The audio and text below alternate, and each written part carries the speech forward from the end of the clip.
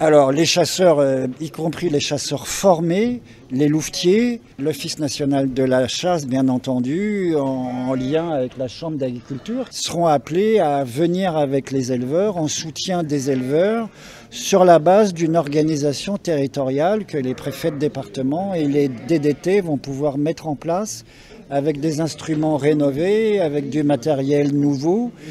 Et si c'est nécessaire, je ne doute pas que le préfet coordonnateur accordera à ma collègue de l'Aveyron le retour de la brigade loup, si c'est nécessaire, pour venir mettre en avant et démultiplier le consensus local autour de l'élevage. Il va y avoir un arrêté du préfet coordonnateur afin de prendre en compte le fait que il faut définir une zone dans laquelle le département de l'Aveyron aura une grande part, qui soit une zone, comme nous l'appelons dans notre jargon administratif, difficilement protégeable, qui permettra de mettre en place plusieurs mesures, dont les tirs, sans que les éleveurs soient obligés de mettre en place des protections complètes.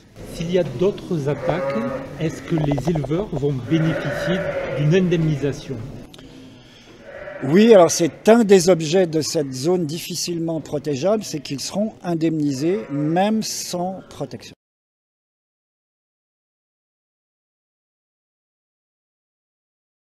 Aujourd'hui, il faut quand même savoir qu'il y a 80 000 € par lot qui sont dépensés chaque année, ce qui est quand même colossal. Cet argent est pris en très grande partie, si ce n'est pas dire en totalité, sur l'argent de la PAC. Parce qu'a priori, la PAC ne sert pas à ça.